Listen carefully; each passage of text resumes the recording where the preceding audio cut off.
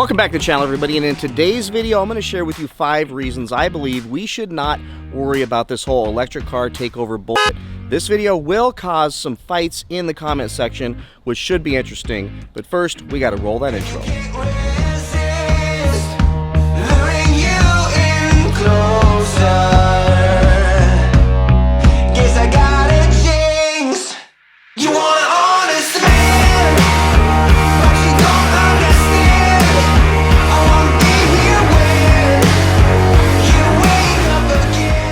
Alright, so let's get started. So this video is likely to trigger some of you, which should get exciting in the comments section. Yes, it'll be peppered with a little bit of politics, but none of mine. I'm going to take a very neutral position, but I'm going to help you understand at least what I believe is taking place, which I believe is somewhat of a farce and a misleading environment that we've been dragged into when it comes to this electric car thing that we're getting told is going to take away all of our Hemis and all of our V8s are going to go away. I believe we're in a moment in time due to COVID that we have to deal with. It's made us almost believe some of these crazy statements and things that have been taking place. But when we break down the reality and we focus on getting back to some semblance of normalcy, I think we're all going to be able to accept and realize that there's nothing really here to see. And maybe down the road there will be, but I think I'll be dust by the time it is a problem for me to deal with, and maybe someday my young daughter will have to deal with this stuff. Hopefully she'll still have one of my Hemis. So let's talk about the first reason that I'm not worried about these electric vehicles taking away my V8 or my gas engines.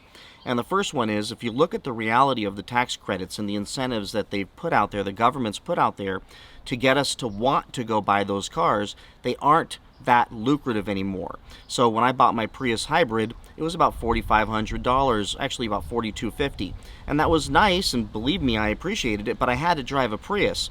And for the Prius followers on my channel, I still do believe it's one of the greatest cars ever made on the face of the earth when it comes to efficiency and utility. It does what it's meant to do, and it definitely saves you a ton of money in gas and will drive forever. With that said, you have to drive in it, and that's not very much fun. So that car, I got a $4,500 tax credit, which brought the price down to around $25,000. It's not fully electric. It is still required to be filled up with gas every few weeks, so it's not a full replacement. And I believe that's one of the greatest cars ever made when it comes to wanting to save the planet.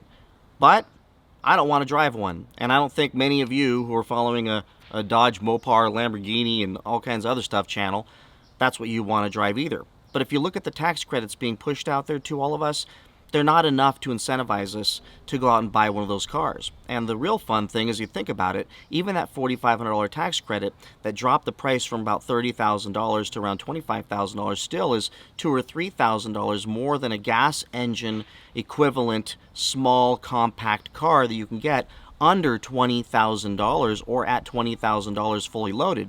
So the tax credits haven't suddenly made these cars super affordable, which takes me to the next point. The next point is affordability. Right now, if you want to buy a fully electric car that'll do more than 200 miles of range, you're looking at probably a Nissan Leaf or a Chevy Bolt. And those two cars, if you look at them, you'll be shocked when I tell you this, are over $40,000, close to $40,000 depending on the options, but most likely over $40,000 to be able to get 200, maybe 220 miles out of those cars.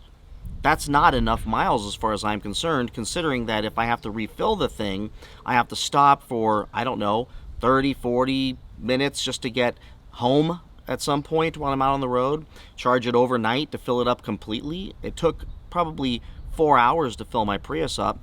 No question they're working on that technology, but I'm not going to spend $40,000+ on a car that looks like a Nissan Leaf or a Chevy Bolt that I can only get 200 miles on the thing. It's utterly ridiculous. So when you think of what you can get out there, like a RT Challenger, RT Charger for around that price range, maybe not today with the stupid market, but in a normal circumstances, you can get a lot of really nice gas cars for a lot less money that are way cooler to drive and frankly more practical when it comes to size and utility.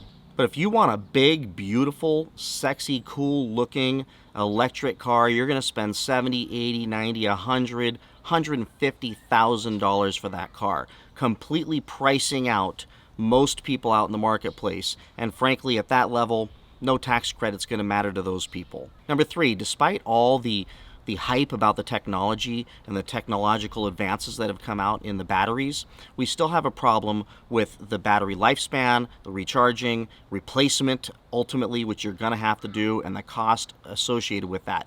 And I'm talking $10,000, $15,000, $20,000. If you told me that 100% chance that in 5 years, 6 years, 10 years that a car I own is going to need a $21,000 battery replacement. Now, hopefully technology advances to the point that battery is significantly cheaper, but it's still going to be very, very expensive.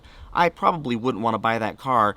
For sure wouldn't want to buy that car on the secondary market. Someone's going to get stuck with that replacement. They haven't fixed that problem yet. And by the way, as battery advancements come along, the batteries that are currently in the cars that will need to be replaced probably will need to be replaced with the more expensive new fangled version, which will ratchet the price right back up to $20,000 all over again. And I'm not going to have that problem with any of my gas cars, most likely. So I found this article on MarketWatch. I'm going to read this to you real quick. And this is, by the way, MarketWatch is tailored towards investors, people who are investing in the stock market, investing in these companies that are creating these cars or these businesses. So let me read this article to you, to read it from that perspective. There are two bottlenecks that limit their practicality, says Venkat Viswanathan, a professor at Carnegie Mellon University in Pittsburgh, who is leading a team of battery researchers. We cannot recharge them well enough today. And the other one is that we cannot get all of the capacity. We cannot get a large amount of the energy out. Sadly, there's no battery equivalent of Moore's Law, the 1965 observation of Intel INTC co-founder Gordon Moore that processing power in an integrated circuit doubles every 2 years, making batteries more efficient, powerful, and longer lasting is the holy grail of the electric vehicle industry. Yet for all the progress that has been made, Viswanathan's talks of major breakthroughs in maybe 5 to 10 years. So those of you that are thinking in 2 or 3 years we're going to be able to pull in and charge our electric cars up in 5 minutes like we fill up for gas, it's probably not going to happen. I tend to believe this guy over the articles and the hype that's trying to drive stock prices at some of these other companies. Number 4, our nation's already fragile power grid. How suddenly are we going to be able to handle all of these electric cars plugged in at our houses? I mean, no one's talking about that. I mean, they are, if you read deep enough on Google and somebody just types in, how, will electric cars replace gas cars, we can pretty much find right now that there's a humongous obstacle in our country, which is an old, outdated power grid, and frankly, systems that aren't able to keep up, even with me washing a pair of socks in my washer in the middle of the day without getting fined or penalized from Southern California Edison Electric Company. Right now, I heard on the radio yesterday that if anyone uses too much electricity during the day, too many kilowatt hours or whatever it is, that they're going to get a penalty on their electric bill. Yet I'm supposed to go buy an electric car along with all of my neighbors getting electric cars and then expect the power grid's going to be able to handle that just fine, no problem. I'm telling you, we are not 2 or 3 years away from solving that problem. We are probably 10 years away from solving that problem. But there's solar, right? But solar is going to solve everything. And I believe to an extent solar will solve a lot of it. But you've got to get people with money to buy those solar panels, or they've got to offer massive tax credits to make it so cheap for people to do it. The problem is there's a lot of folks that aren't going to be able to afford it. When I say a lot of folks, I mean probably more than half our country. I mean, when we're yelling at the top 1% for being in the top 1%, and we're saying that we've got the biggest divide when it comes to poverty versus wealth that we've ever had in our country, then we have to accept that there's going to be a lot of people, if not most people, that aren't going to be able to afford to throw solar panels. So are we going to give them away? Well, how are we going to afford that? We're creating the biggest deficit we've ever created just through this pandemic. So we can't give away solar panels. So we're probably a long ways away from suddenly having solar panels on every single house. So it's not a 1 or 2 or 3 year solution, but it's really easy for the politicians to throw out a bill and say, we're going to go all solar. Automakers have to go not all solar, all electric in the next 3 or 4 or 5 years or 10 years. It's easy to say that while having no explanation on how that's even going to be able to get done. Then we talk about the infrastructure. Where are we going to get all the electric charging stations?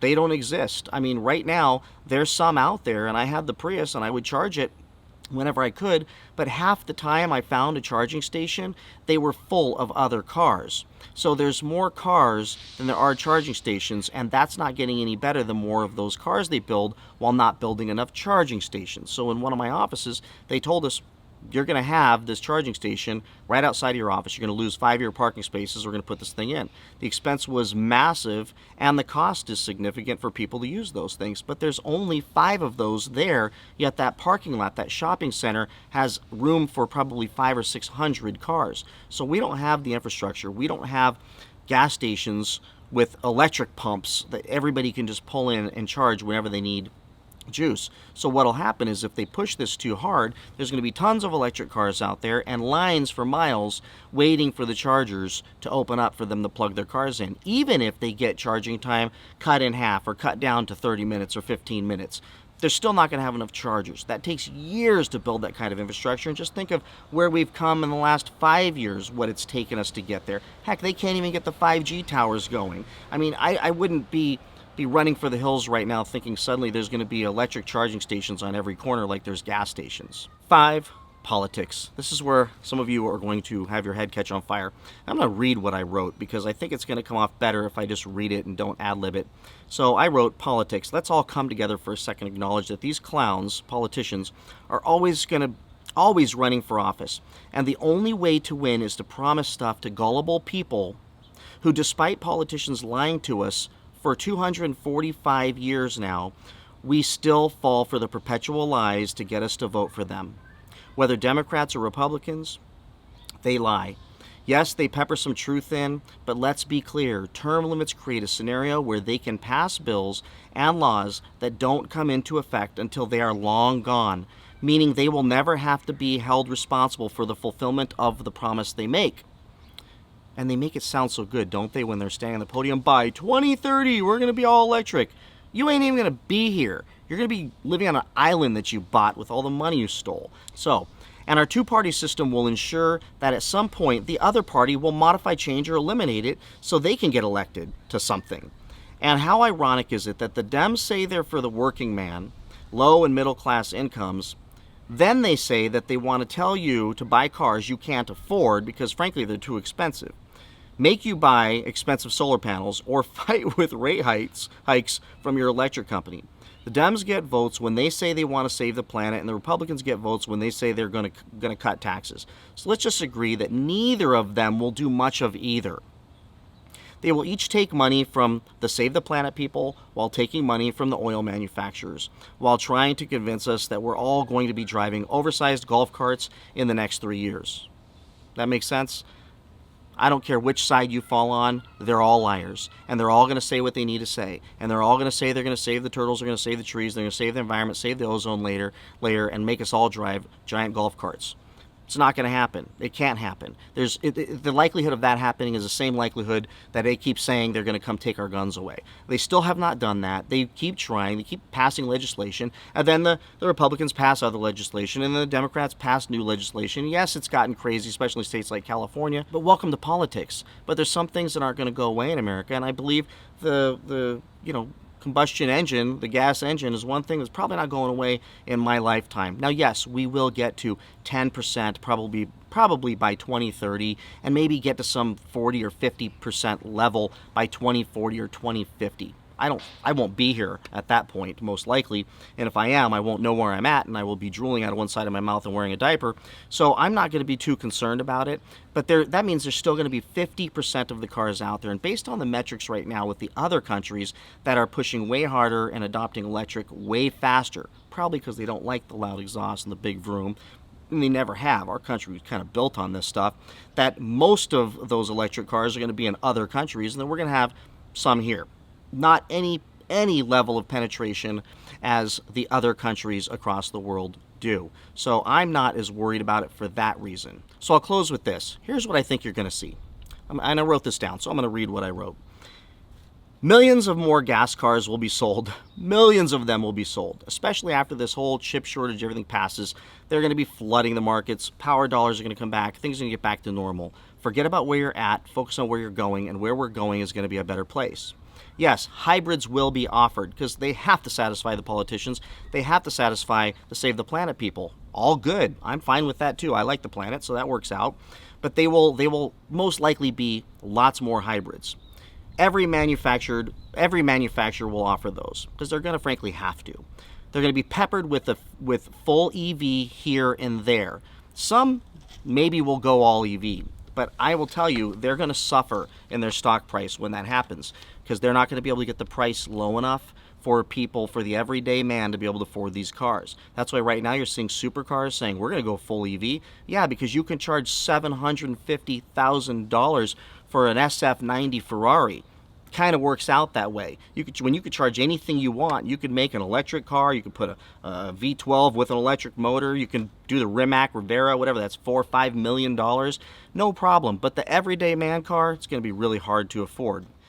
And sadly, our Hellcats aren't going to be collector cars worth hundreds of thousands of dollars in most of our lifetimes. It's not going to happen. A lot of you have commented in my comment section saying, hey, you should keep your red eye, you should keep your gas car because they're not going to make it anymore and they're going to be worth a lot of money one day. Unfortunately, there's way too many out there and it takes way too many years for cars to rot and go away and crash and wreck and, you know, blow up and disappear to get to a place to where the car is rare enough to be worth a lot of money. I've got a Lamborghini sitting behind me that sold for over $200,000 back in 2005.